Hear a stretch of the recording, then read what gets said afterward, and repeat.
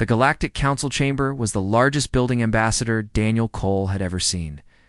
It stretched for almost a mile in every direction. The walls were made of some kind of crystal that reflected light from 1,000 different suns. Each sun belonged to a different alien civilization. Daniel stood in the center of this massive room, wearing his formal Earth uniform. Around him sat representatives from 47 different species that had learned to travel between stars. He felt small. His uniform looked simple and almost primitive compared to the flowing robes and glowing garments worn by the elder races. Some of these civilizations had been traveling through space for millions of years. Humanity had only left Earth 200 years ago, but Daniel was not afraid. He had trained his whole life for this moment. Earth had sent him to ask for peace, to ask for a place among the stars. He believed that if he showed good faith, the Council would accept humanity as equals. He was wrong. High Arbiter Zethval rose from its seat at the center of the Council. The creature was terrifying to look at.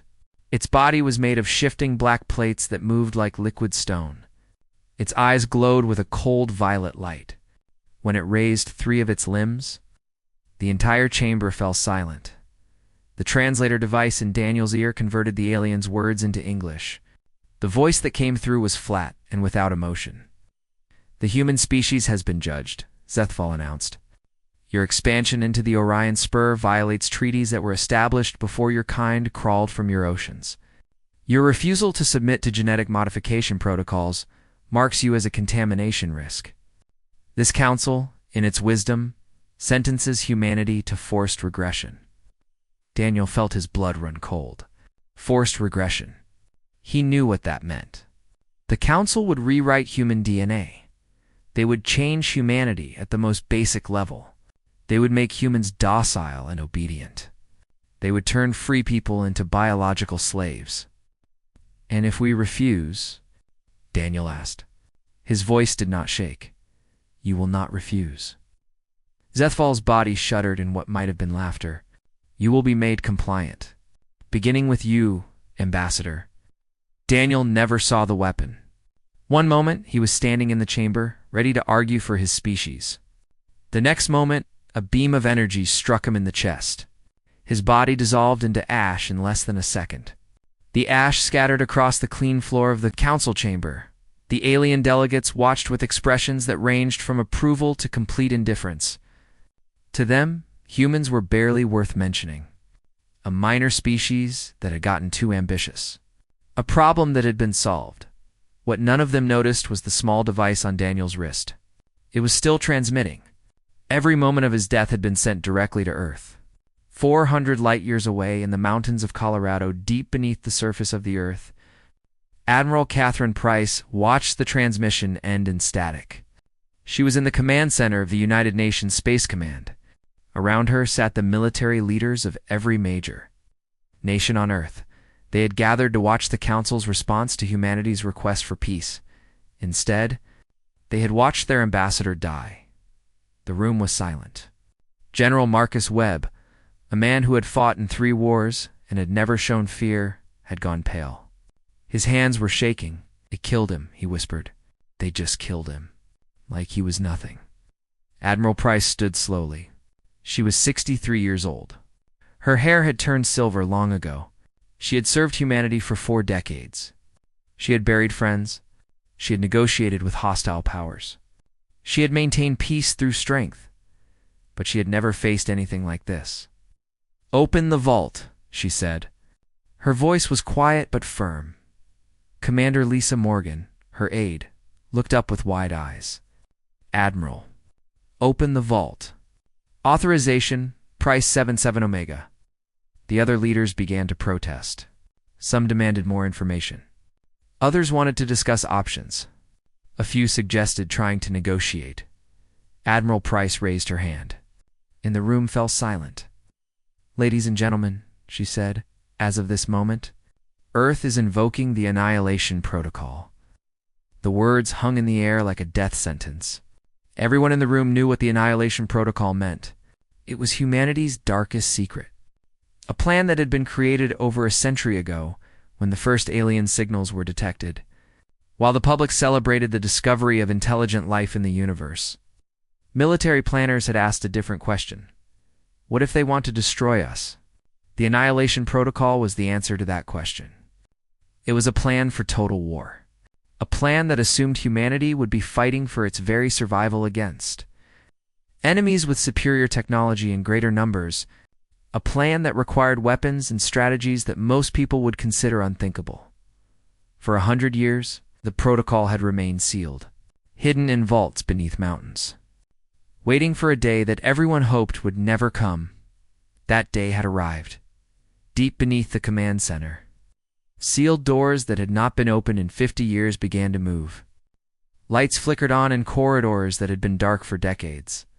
Machines that had been sleeping since before most of the people in the room were born started to wake up. Admiral Price turned to face the main display screen. It showed Earth hanging in space, blue and beautiful and vulnerable.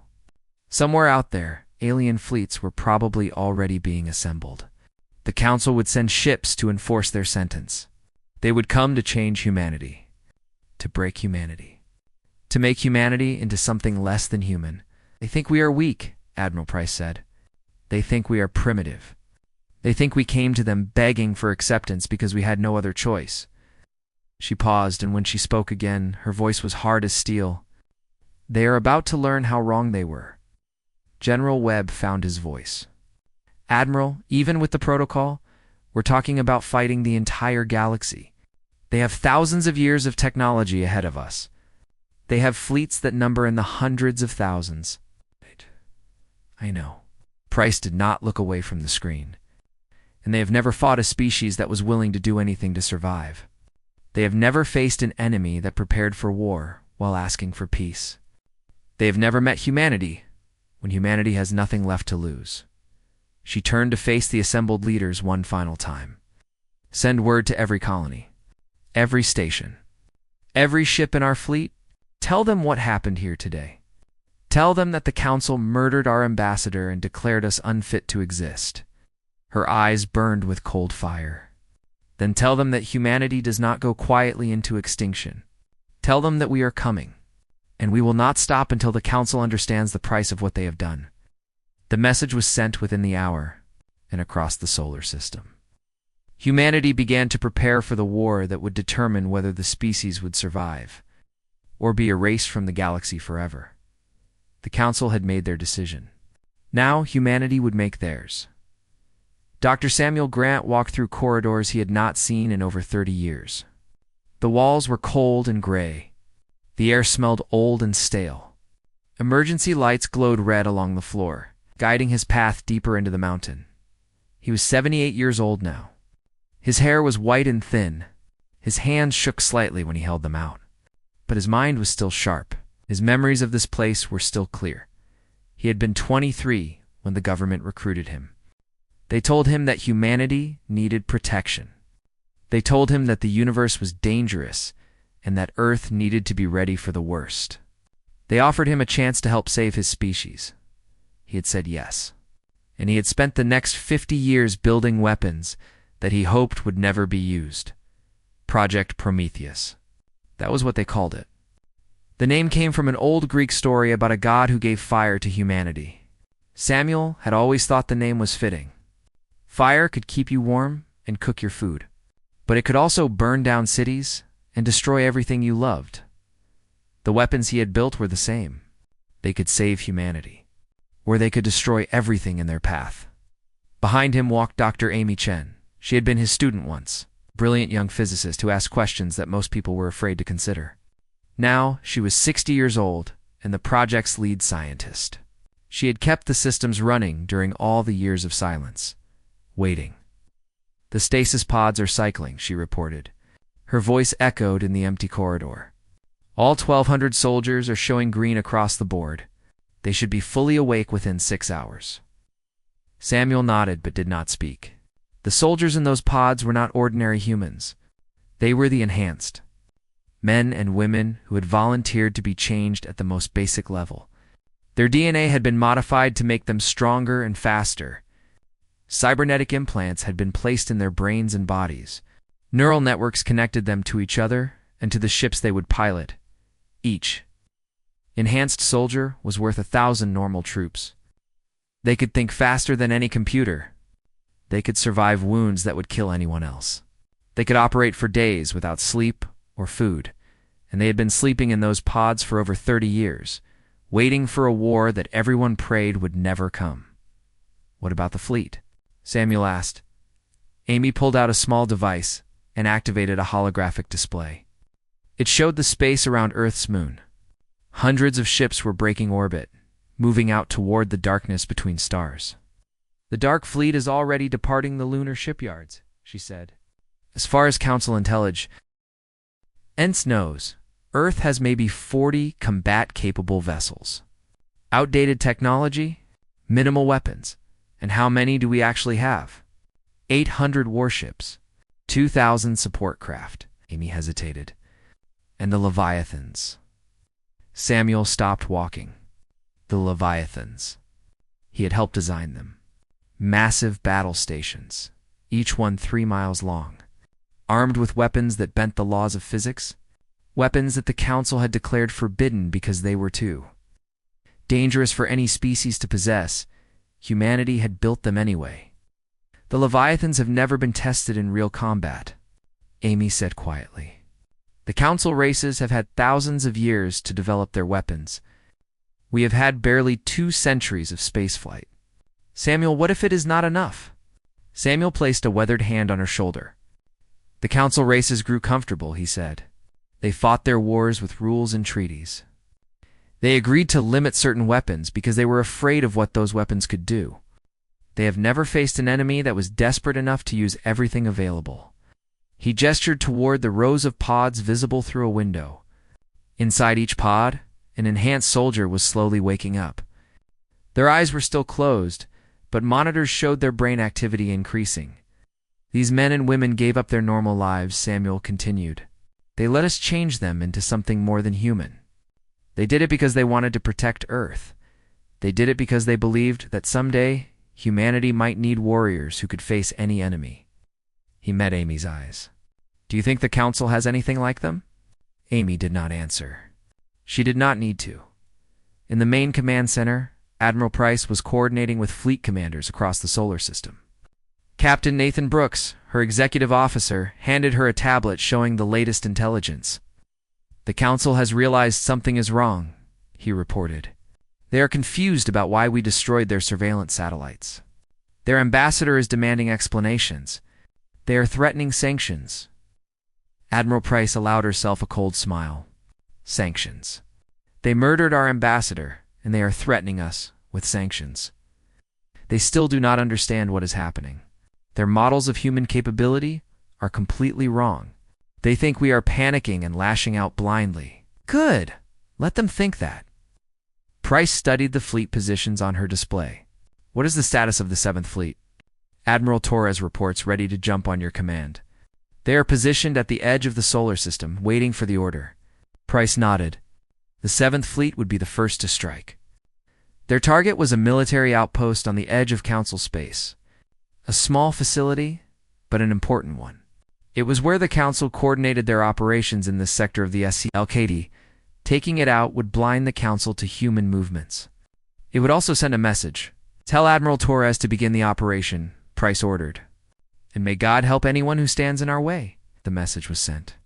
Minutes later, the 7th Fleet activated their jump drives and vanished from normal space.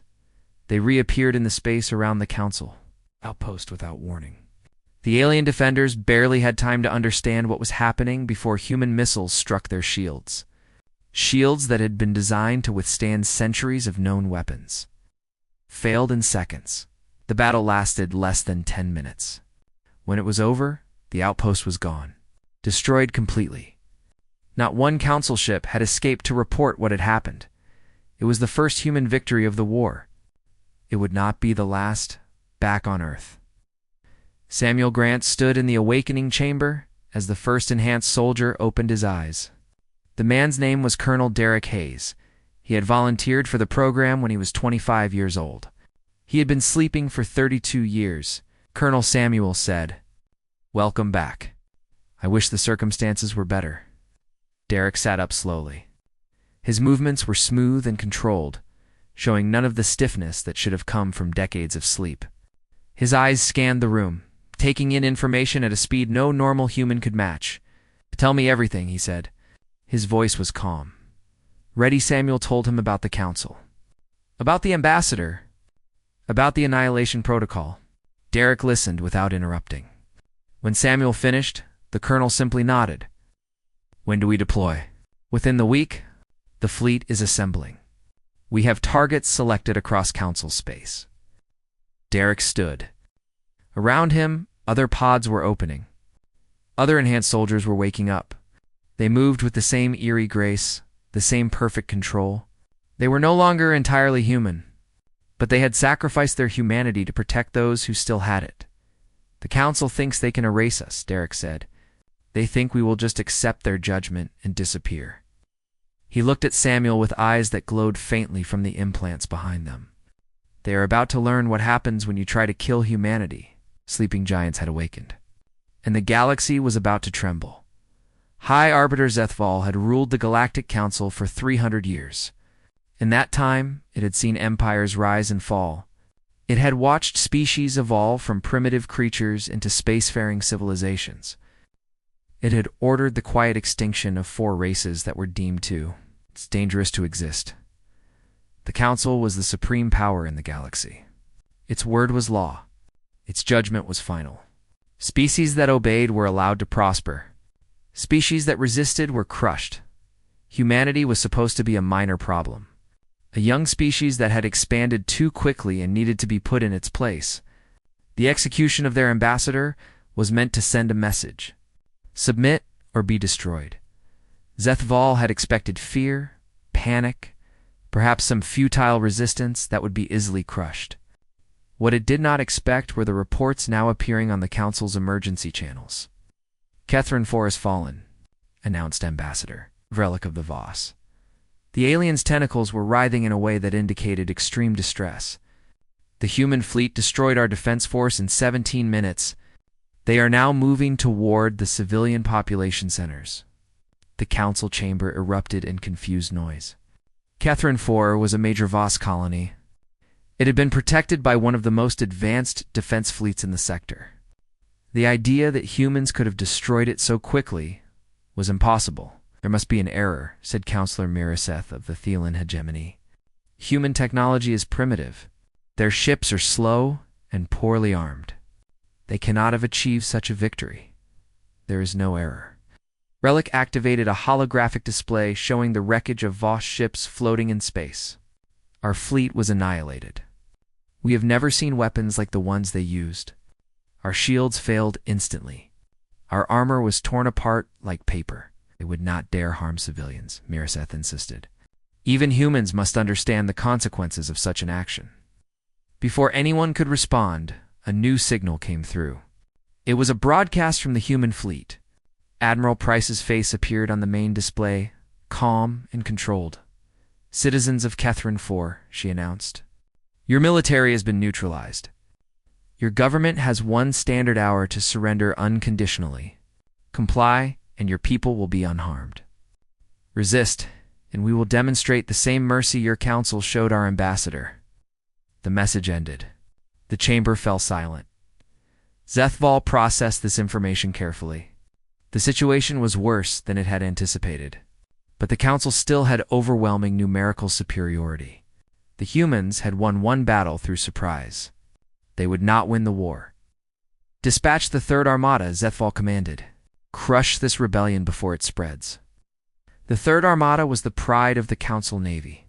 1,500 warships from a dozen different species, crewed by the finest warriors in the galaxy, armed with weapons that had been refined over thousands of years.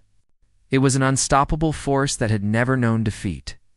The Armada jumped into the space, round Catherine for expecting to find a small human fleet desperately trying to hold conquered territory. The commanders were confident. Even with their surprising victory, the humans could not possibly match the firepower of 1,500 Council warships. They were wrong. Commander Patricia Santos stood on the bridge of the Earth vessel. Titan's wrath around her. Enhanced soldiers operated their stations with perfect efficiency. Their augmented minds processed information faster than any computer. They saw the Council fleet emerge from their jump points. They calculated trajectories, weapons ranges, and shield frequencies in milliseconds. Patricia was 42 years old. She had been enhanced at 25. She had spent the years since then training for exactly this moment. Every simulation, every exercise, every hour of study had been preparation for the day when humanity would fight for its survival. That day had come. "Contact Admiral Price," she ordered. "Tell her the fish have taken the bait." Behind the human fleet, hidden in the shadow of a gas giant, the Leviathans waited. 3 massive battle stations, each one 3 miles long. They were so large that the Council fleet had not even noticed them on their sensors. Why would they look for something so impossibly huge? "They are forming attack patterns," reported Lieutenant Eric Palmer from the tactical station. Standard Council doctrine. "They expect to overwhelm us with numbers. They expect wrong." Patricia studied the enemy formation one last time. The Council ships were arranged in a classic assault pattern. They believed their superior numbers guaranteed victory. They had no idea what was about to happen. "Signal the Leviathans," Patricia said. "Tell them to begin the harvest." The space between the two fleets suddenly changed. Reality itself seemed to bend and twist. The Leviathans activated their primary weapons. Directed singularity beams that created tiny black holes and hurled them at impossible speeds. Council shields, designed to withstand every known weapon in the galaxy, failed instantly. The singularities tore through them like they were not even there. Ships that had conquered 100 worlds were crushed into balls of compressed matter smaller than a human fist. Other vessels were caught in gravity waves that pulled them apart at the molecular level.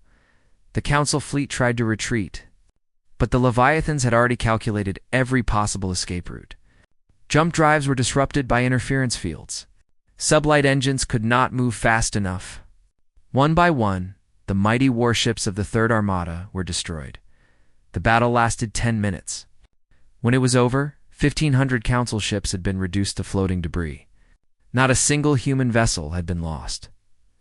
In the Council chamber, Zethval watched the tactical feed in silence.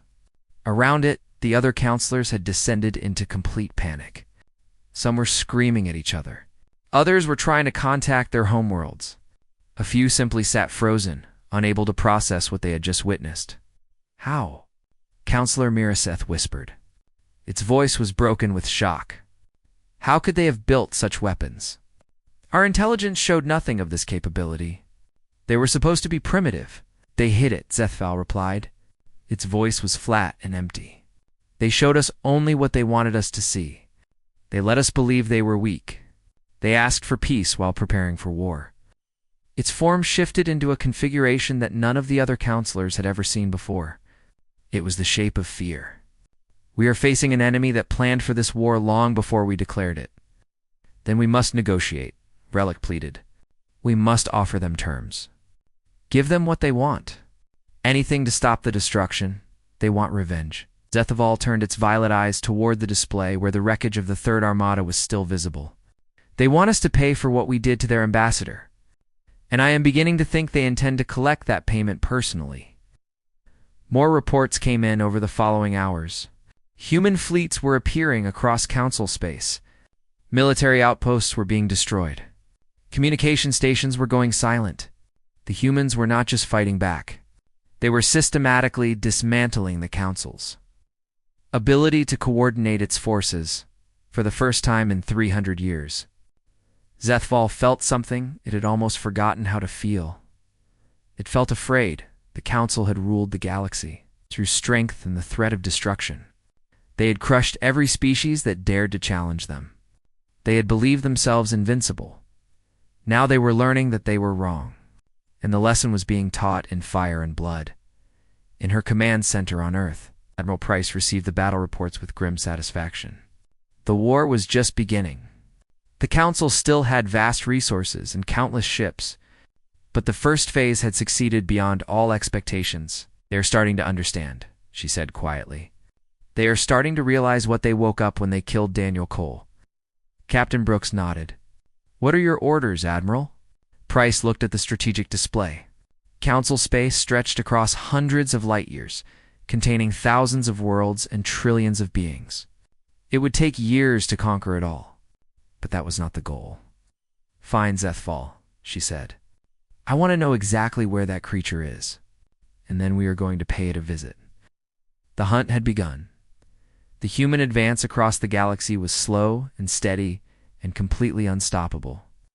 Week after week, colony after colony fell to the Dark Fleet, but the humans were not interested in conquest.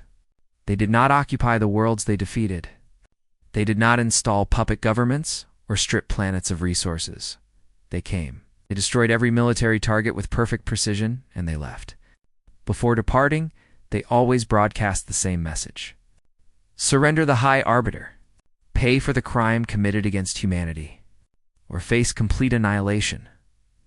It was a demonstration. A message written in fire and destruction. The Council had believed humans were weak and primitive.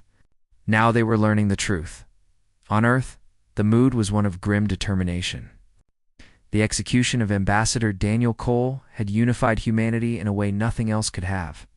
Old rivalries between nations disappeared overnight. Resources that had been hoarded for decades were freely shared. Every factory capable of producing weapons was running at full capacity. Admiral Catherine Price rarely slept anymore. She spent her days in the command center, watching the progress of her fleets, coordinating attacks, managing the massive logistics of a galactic war. Her hair had grown whiter. Her face had grown thinner. But her eyes still burned with the same cold fire. Captain Nathan Brooks found her staring at a display showing the latest intelligence reports. The Council was in chaos. Several member species had already withdrawn from the Alliance. Others were negotiating secretly with human agents, offering to surrender in exchange for protection. We have received a request for ceasefire negotiations, Brooks reported.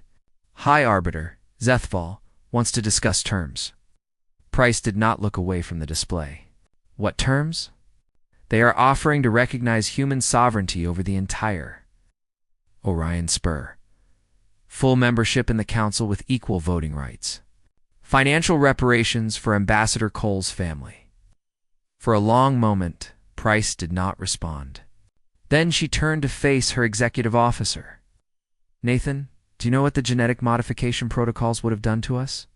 I have read the reports. They would have rewritten our DNA, not to improve us or help us evolve. They would have changed us at the most basic level to make us docile and obedient. They would have turned every human being into a biological machine programmed to serve the Council. Her voice was hard as iron, and they were going to do it without asking permission, because to them, we were not people. We were a problem to be solved.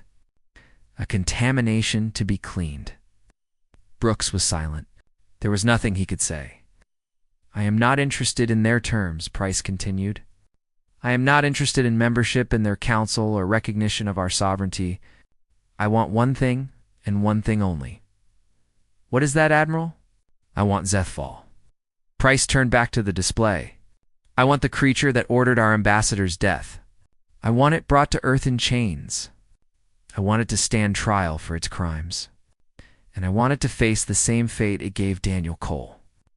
Her voice dropped to almost a whisper. Change our objective. I want Zethfall's homeworld. I want the Council to watch as we take their precious High Arbiter and show them what human justice looks like. The order was given. The human fleets changed course, converging on the Zethkari homeworld of Vethel Prime. It was a beautiful world. The planet was covered in vast crystalline cities that had stood for 100,000 years. The Zethkari were one of the founding races of the Council. Their civilization was ancient when humanity was still learning to use fire. They had helped write the laws that governed the galaxy. They had believed themselves untouchable. Admiral Christopher Hayes led the assault. His flagship, the carrier Victory's Dawn, emerged from jump space at the edge of the system. Around him, 500 warships formed into attack formations. Behind them, at a safe distance, the three Leviathans waited. "They are hailing us," reported his communications officer. "Put them through." Zethval's image appeared on the main display. The High Arbiter looked different than it had in the recordings of Daniel Cole's execution. Its black plates were dull and cracked. Its violet eyes seemed dimmer. For the first time it looked old, tired, afraid. "Admiral Hayes." "Shh." The translator made Zethval's voice sound almost respectful. "Your forces have proven humanity's strength.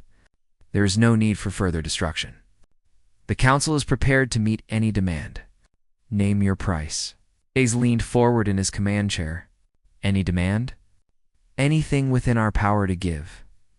Territory, resources, technology, whatever you desire."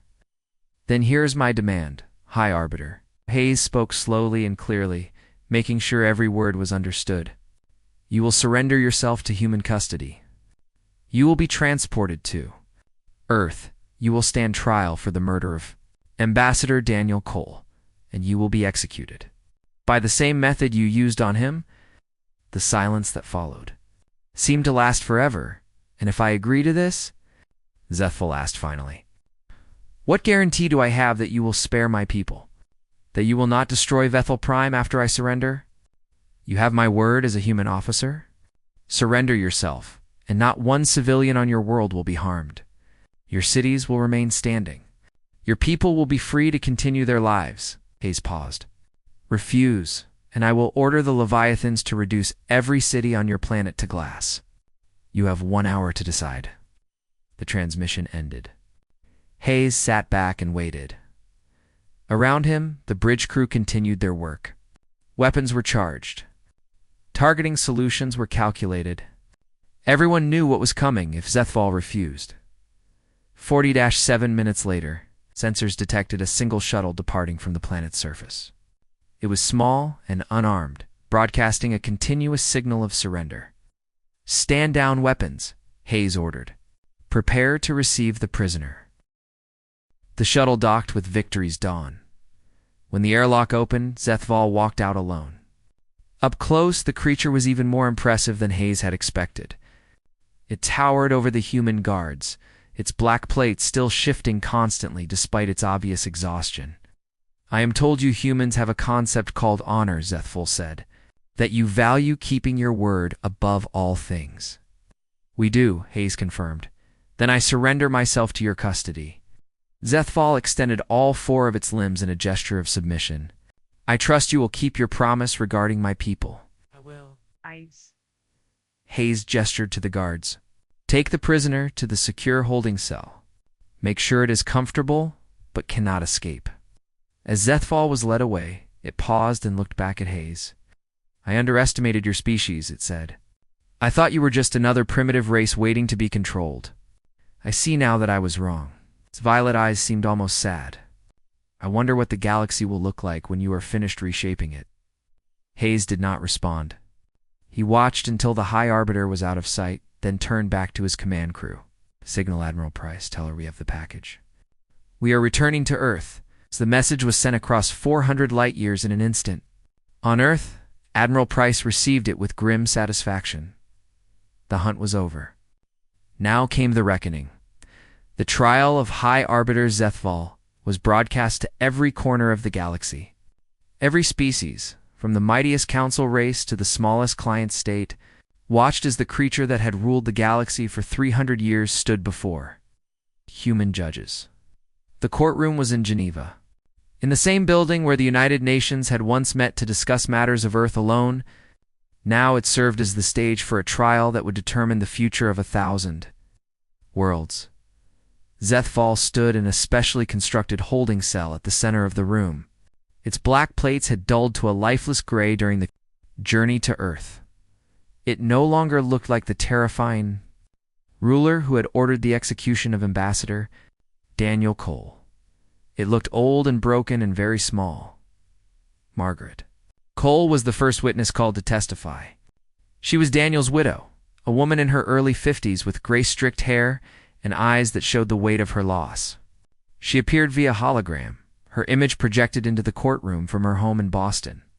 "Tell us about your husband," said the prosecutor, a man named Gregory Lane, who had spent 30 years preparing cases for the worst criminals on Earth. He had never imagined that his final case would be against an alien ruler. Daniel was a good man, Margaret said. Her voice trembled, but did not break. He believed in peace. He believed that if humanity showed good faith, the Council would accept us. He spent 20 years studying their languages and cultures. He wanted so badly to find common ground. She paused, gathering herself. He knew the risks when he accepted the ambassador position. He knew that he might not come back, but he believed that the chance for peace was worth any personal danger. Tears began to fall down her cheeks, but she did not stop speaking.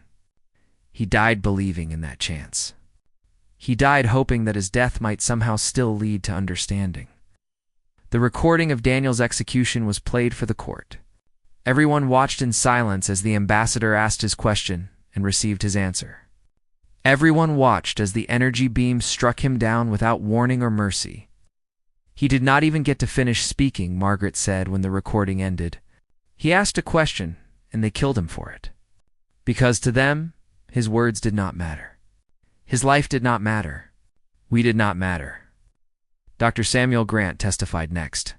He explained the Annihilation Protocol, the secret preparations that humanity had made for over a century. He spoke of the weapons they had built, the soldiers they had created, the plans they had laid for a war they hoped would never come. We did not want this, Samuel said. His old voice was steady but filled with sadness. We prepared for it because we understood something that the Council never did. Hope is not a strategy.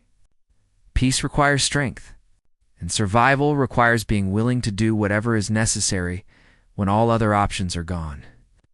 Admiral Catherine Price was the final witness. She walked to the stand slowly, her silver hair catching the light. Her uniform decorated with medals from a war that had shaken the galaxy to its foundations. We targeted military installations, she testified. We avoided civilian casualties whenever it was possible. We could have destroyed every Council world from orbit. We had the weapons and the will to do it. She looked directly at Zethval's cell. We chose not to. Because we are not what the Council believed us to be. We are not monsters. We are not a contamination.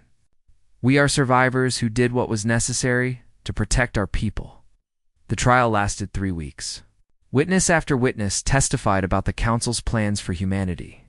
Documents were presented showing that the genetic modification protocols had already been prepared. The Council had intended to change humanity within a decade of the ambassador's execution. Every human being would have been altered against their will. When the verdict was finally delivered, no one was surprised. Judge Rebecca Morris read the sentence in a clear, strong voice. Her own son had died in the war, serving aboard a ship that was lost in one of the early battles.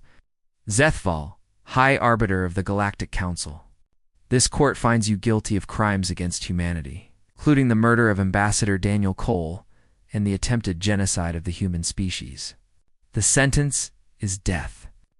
The execution took place on the steps of the rebuilt United Nations headquarters in Geneva. Millions of people around the world watched. Billions more across the galaxy witnessed the moment through broadcasts that reached every corner of known space. Zethval was led to the platform by human guards. The creature walked with dignity, its black plates holding together despite their obvious deterioration. It showed no fear as it was positioned before the execution device. "Do you have any final words?" asked the executioner, a young soldier named Kevin Hall, whose grandfather had been among the first humans to make contact with the Council. Zethval was silent for a long moment. When it spoke, its translator rendered the words in a voice that was almost peaceful, only a warning. The galaxy will remember this day. They will remember what humanity is capable of. They will remember the price of underestimating your species. Its violet eyes swept across the assembled crowd, and they will fear you forever. Admiral Price stood on the viewing platform above. She had watched the trial from beginning to end. She had reviewed every piece of evidence. She had never wavered in her conviction that this sentence was necessary and just. "Good," she said quietly. That is exactly what we want. The energy beam that ended Zethval's existence was identical to the one that had killed Daniel Cole. The High Arbiter's body dissolved into ash that scattered across the platform, carried away by the wind. It was over. In the weeks that followed, the Galactic Council was formally dissolved. Its members scattered, some returning to their homeworlds, others disappearing into the vast emptiness between stars. The structure that had ruled the galaxy for thousands of years simply ceased to exist in its place. Humanity proposed something new. They called it the Interstellar Assembly. Unlike the Council, the Assembly would give every species an equal voice. No race could declare another unfit to exist. No government could order the modification or destruction of an entire species. Not everyone accepted the new order peacefully. There were rebellions on a dozen worlds. Assassinations were attempted against human leaders. Acts of terrorism struck at human colonies. But the human fleets remained vigilant. The enhanced soldiers stood ready. The Leviathans patrolled the borders of human space, silent reminders of what would happen to anyone who threatened Earth again. Slowly, reluctantly, the galaxy adapted. Margaret Cole was appointed as the first human representative to the Interstellar Assembly. In her first address, she quoted her late husband's final official message to Earth. "We must show them who we are, not with weapons, but with our character, not with threats, but with our resolve. Let them see that humanity seeks peace, but will never accept subjugation." She paused, looking out at the assembled delegates from 100 different worlds. Some looked at her with hatred, others with fear, a few with something that might have been respect. "My husband believed those words," Margaret continued. "He died for them. And in the end, it was his murderers who proved him right. They thought they could break humanity by killing our ambassador. Instead, they united us. They thought we were weak because we wanted peace. They learned that our desire for peace was not weakness, but wisdom." She straightened, and her voice carried across the great chamber. "Humanity offers the galaxy a choice today. Join us in building something better, where no species fears extinction at another's hands, or stand against us and face the same consequences as those who came before." Her eyes swept across the delegates. "We prefer the first option, but we are prepared for the second. We always have been." The Assembly voted unanimously to accept humanity's proposed charter. 3 years later, Admiral Price stood beside Margaret at the dedication of the Cole Memorial on Mars. The monument showed Daniel Cole reaching out with an open hand. A gesture of peace, preserved in stone for all time. "Do you think he would have approved?" Margaret asked. "Of everything we did?" Price considered the question carefully. "I think he would have wished it was not necessary, but I think he would have understood why we did it." "What about the future? The Assembly is still fragile. There are species that hate us. Then we remain watchful." Price looked up at the Martian sky, where human ships could be seen patrolling among the stars. "We learned long ago that the galaxy does not reward weakness. But we also learned something the Council never understood." "What is that?" "Strength is not just about weapons and armies. It is about knowing who you are and refusing to compromise that for anyone." Price placed her hand on the memorial. "Daniel knew that. He showed them who we were, even at the end. We just made sure the rest of the galaxy understood the lesson." Above them, a formation of fighters flew past in tribute, their engines leaving trails of light against the darkening sky. Somewhere out in the void, humanity's fleets continued their eternal watch. Guardians of a peace that had been built on the ashes of a terrible war, the galaxy had learned to fear humanity, but more importantly, they had learned to respect them. And that, Admiral Price thought as she watched the last light fade from the sky, was exactly what Daniel Cole would have wanted.